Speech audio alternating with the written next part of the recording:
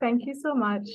So just want to focus, remember to remove your distractions, get something to drink, get something to take notes with, because this is a very, very heavy subject that we're going to be speaking about this evening, and that is project management. So I know a lot of you know that project management is actually a professional certification, but today I'm going to try my very best to break it down in a simple way that can fit into just this session. So our agenda this evening is what is project management, the specifics about it, then defining your goal, planning a project, and then we have a little activity where we will be joining each other in breakout rooms. So first off, what is project management? Project management is where we plan and manage a project to successfully complete its listed goals and deliverables. It involves identifying and managing risks, careful resource management, smart budgeting, clear communication across multiple teams and stakeholders. A project is usually something that is set within a certain time frame. So it has all these different things that affect the project, but then there are things that you have to manage within the project as well. You have to think about it like a seed, and inside the seed has the sprout, and then there's everything in the environment. And that is what basically dictates if that seed is going to sprout and actually bear fruit someday. So that's a little analogy I like to use when I'm thinking about a project. So sometimes it gets really confusing, just like this desk, just like my desk.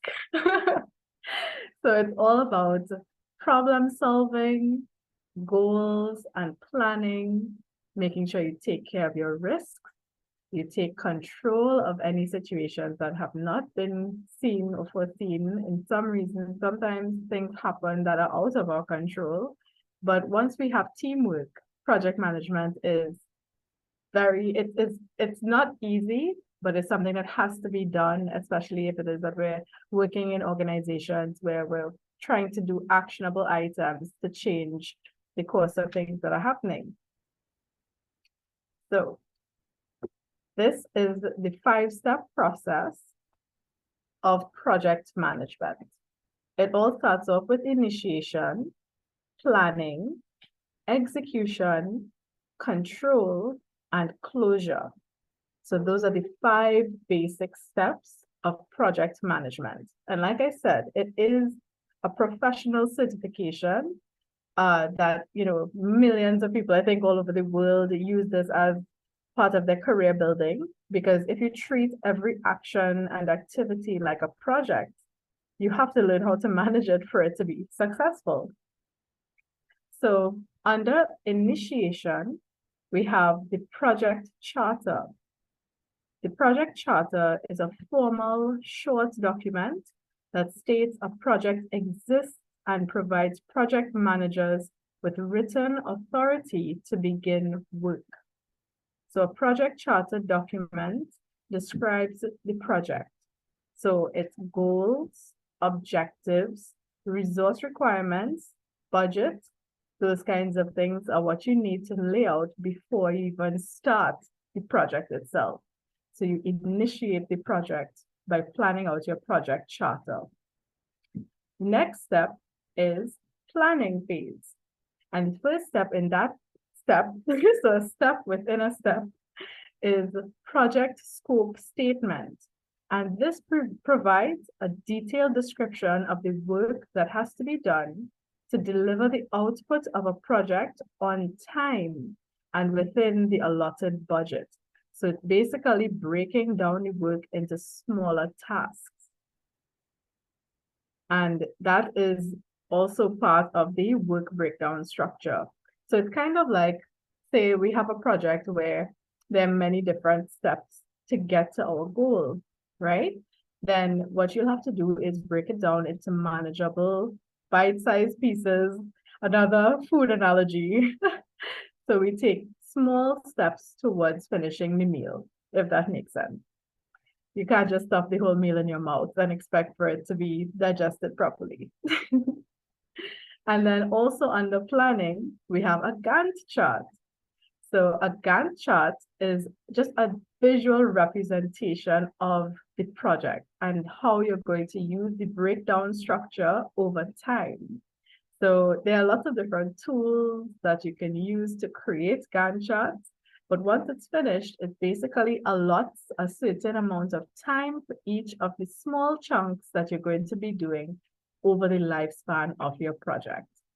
Yeah? And now we're going to move on to execution.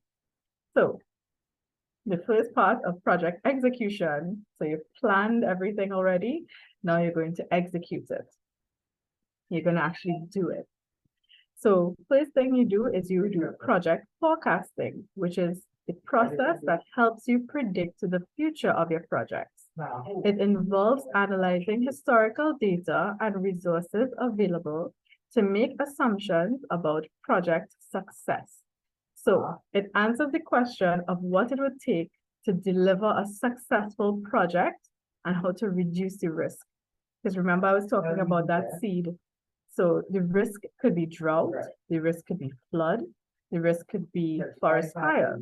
There are many different things that can happen in your environment that would stop your project from happening according to your plans. So forecasting makes you think ahead so you can set up things in place to deal with those incidentals if they happen. We hope they don't happen, but you have to plan for in case they do.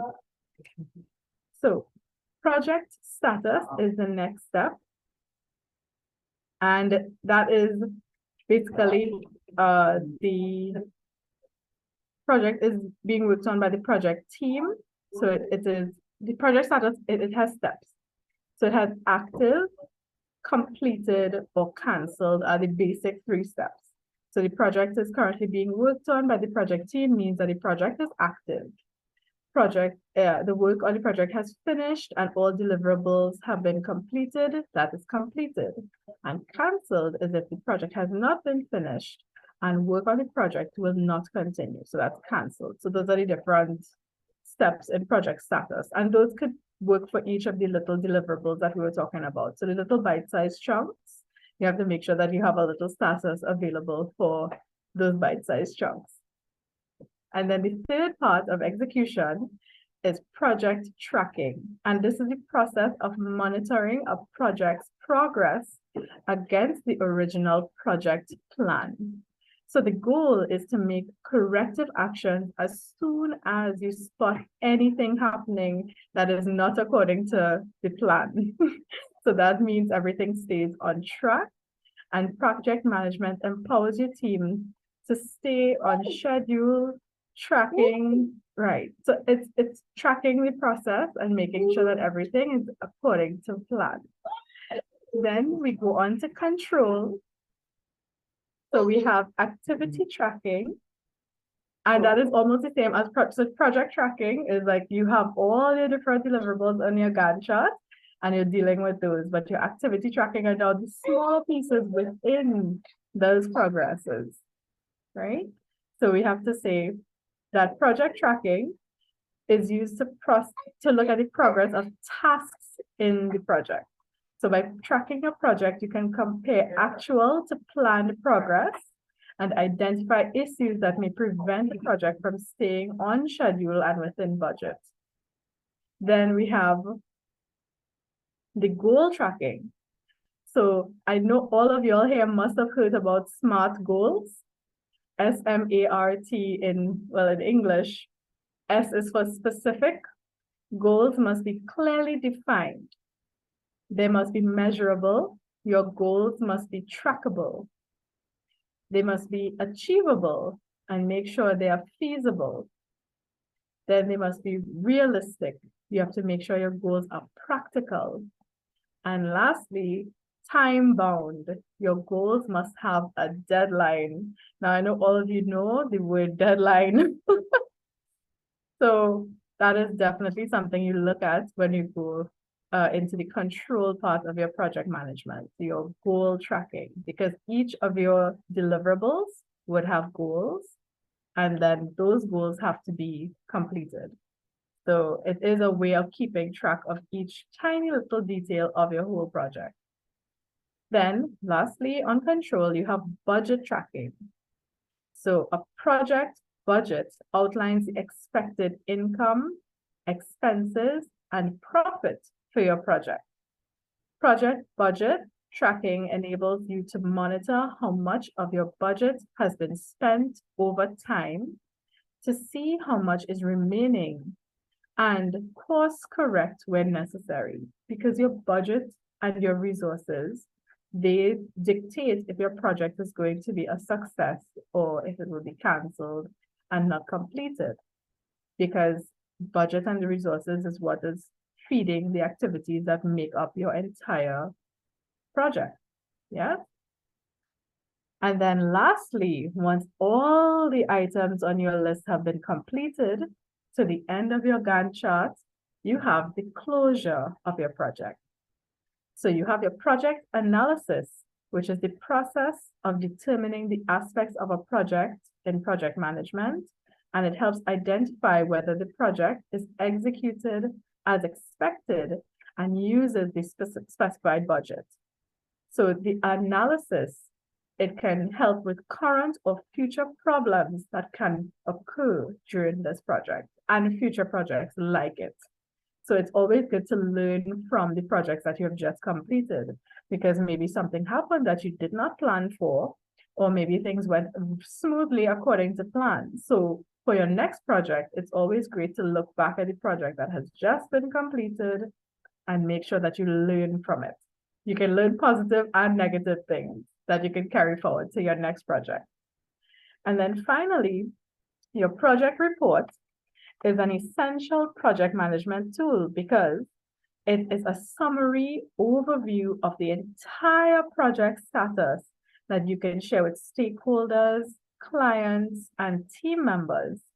And then one of the key things is that it's not very long. So think about all the things you just had to do, and then you have to have your project report that's no bigger than 2 pages because it's going to be used as a teaching tool, as a status report, as what you have accomplished in all of the steps that you have just done. So once again, just to recap, you have the initiation phase, the planning phase, the execution phase, the control phase, and the closure. So, like I said before, this is a professional certification that takes many months for people to achieve, but we've just broken it down into a very small snippet. So let me just check the chat. Project reports are only in the closing phase. Yes, because in the closing phase, that is the final report. Okay. If it is that you're thinking about activity tracking, those are reports as well, but those are within the internal staff of the project. So remember, the project has a team, and then your team has the stakeholders, and then there are different people along the way. But to the overall project, you have a project report only on completion. If it is that, for example, you are doing a project for someone else as like a job, then you have the activity tracking as miniature reports going to them to make sure that everything is on track according to the Gantt chart as well. So let's say, for example, I like my little seed analogy again, because it gives a good idea of how a project works within the environment. So say I planted a cocoa tree in sandy soil. It won't grow because we know that it's not the right resources available for that seed to germinate, right? So there's not enough nutrients. There might be too much water. There may be salt in the sand that is not going to allow it to germinate. So that is the analogy. So let's think about another type of project. Let's think about a mangrove restoration project, right? So we're thinking climate adaptation project now. What if this project were in an area that had mangrove previously and it was removed due to human development? Now there is flooding in the area, so the landowners want to restore the mangrove. There's a project that you will have to come up with. You'll have to figure out where you're getting the seedlings from. You have to think about the lifespan of the project because the trees take a certain time to grow and to root. It depends on the amount of budget the person is willing to spend on this kind of restoration, the level of management that they're willing to spend on. Then you have to figure out the specific things, if it's that you're going to have a nursery, if they're bringing in the seeds from a certain place, procurement, making sure that the seedlings survive, and making sure there's aftercare. If they're, for example, where we talked about risk. What if a hurricane were to happen at the same time that this nursery was being set up? We have to look at all of these things within that project to see that at the end of it, we have succeeded in restoring the mangrove to its pre-development state, if that is one of the goals. Yeah, so that's just, again, in a nutshell. So we're going to go forward now. And this is another short list. What is the project about? What is the purpose of the project? What is the end goal? And what do you need to achieve it? And these are the questions that you're going to ask yourself when you're starting your project. So once again, what is the project about? What is the purpose of the project? What is the end goal? And what do you need to achieve it? So as we like to say here, we have examples of climate adaptation projects. So what about a community garden or local fruit garden? What about rainwater harvesting systems? What about natural temperature reduction like shade trees? What about protected area management? And what about community renewable energy installations such as solar or wind? These are all examples of projects that we have been seeing with our partners and all of our stakeholders, and some of you in this room. So I know that you are all experts already in project management. Sometimes you just need a little refresher in our daily activities. So once again, we're just defining our goals. Once we've thought about what it is we want to do, if it is, say, a solar installation, what do you want to be the outcome after the project? Remember that our goals have to be SMART. So we want 5 solar panels installed for a solar light.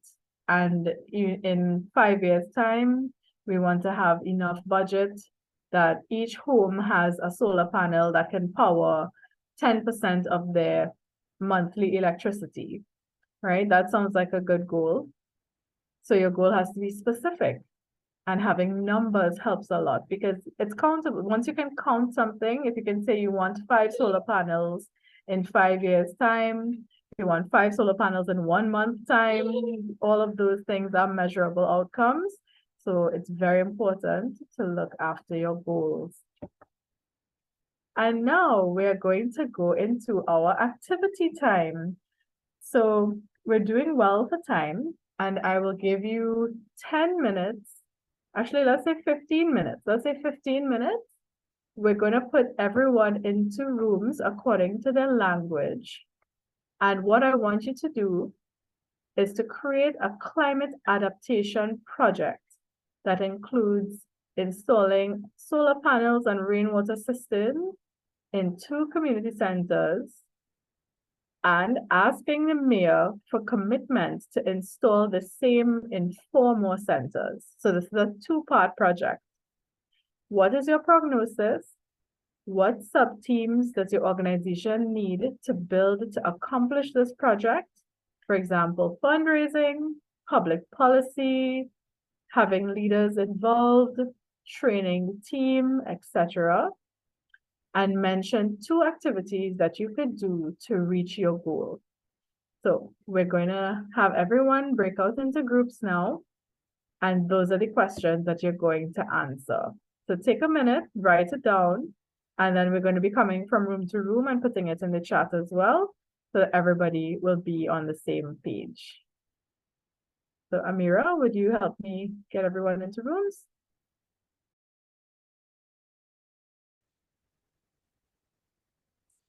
Right, so welcome back, everyone. Thank you so much for your discussion. I hope that it was a good talk that you had. You were able to bounce some ideas around. So I'm going to open the floor for everybody to have 60 seconds. So we only had 3 groups. So I'm going to say if the Spanish team would like to go first.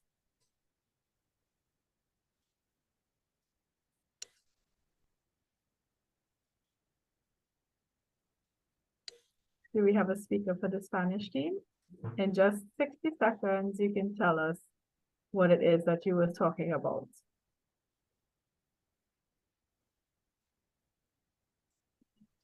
Puedo invitar a Valina. I can invite Valina. She was in our team. We wanted to invite Amira so that you can speak more clearly. I think that that would be better. Thank you. Etienne, te paso el micrófono. Etienne, it's your time. I pass you the microphone.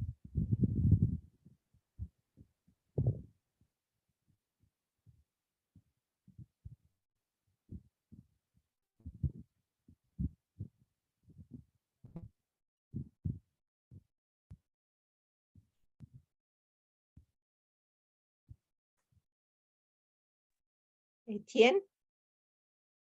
I'm not Etienne? seeing. Okay, well, okay, now I'm here. Can you Good. hear me? Sí. Okay. Yes. ¿Qué otro punto Okay. quisiera saber de mí? Do you want to know about me or? Lo que discutimos. No, it's just what we discussed, a summary of what we discussed. Okay, so the summary is number one, Tenemos que presentar that we have to diferentes present propuestas our en project, este caso al alcalde, porque no a podemos proposal ir a hablarle al to the alcalde mayor because we sin cannot tener go to the una mayor tenemos que without tener having desarrollado una a propuesta proposal. We should develop a proposal a largo first alcance. Dos, at the beginning, at the porque no end of it too. And number two, we need to impact our community of our interest because not all communities are the same.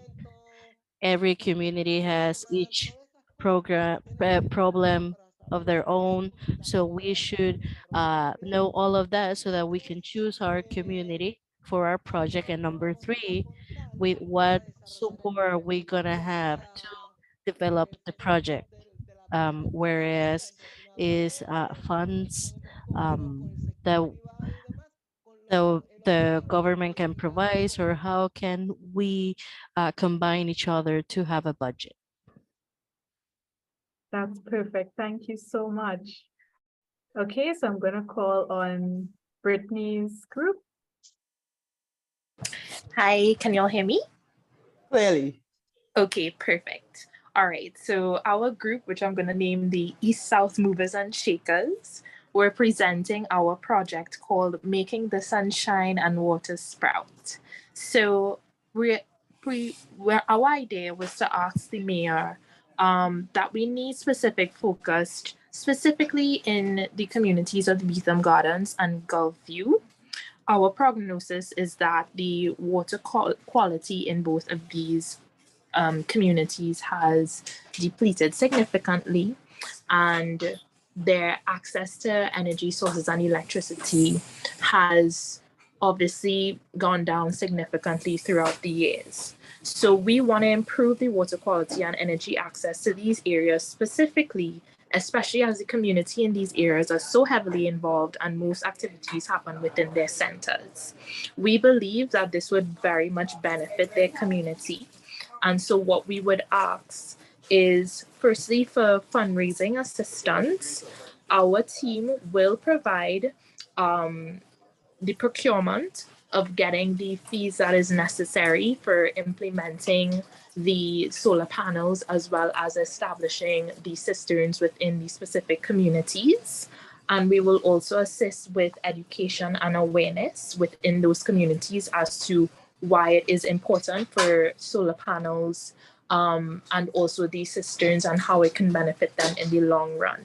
We also would require that the mayor have discussions with cabinet ministers and leaders within their purview and within their office to really vouch for this to be discussed or implemented within the government's budget. Because again, as we're moving towards a greener, more eco-friendly environment and economy, we have to start putting these structures in place. So that is what the East South Movers and Shakers have presented. And yes, that is our project. Perfect. Thank you so much. That's excellent. So now I'm going to pass on to, well, I know Hanan said a FIFA. So that team, you can have the floor.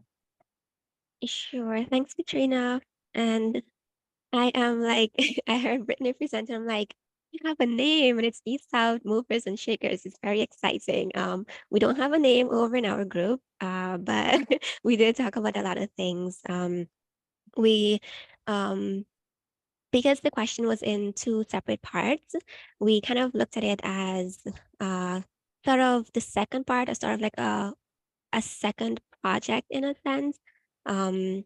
So in our thinking, we're like, okay, the first one with looking at two community centers, we can really work on that one first, kind of have it established, sort of like best practices, a way to show the community members and also the mayor that, okay, this is what we're doing, this is how it's helpful, kind of getting a good sense of what the funding, what the process is, what funds we would need, kind of seeing how that project goes, and then coming in at the end, then shifting into the second version of it where we expand that to the other two communities. So we have work that we can build on, stuff that we can show mayors in the like other communities that, hey, this is beneficial because of these reasons. People are like we have more tangible benefits, figures that we can show to approach those two mayors. So overall, we were thinking it in like two separate, sort of two separate projects.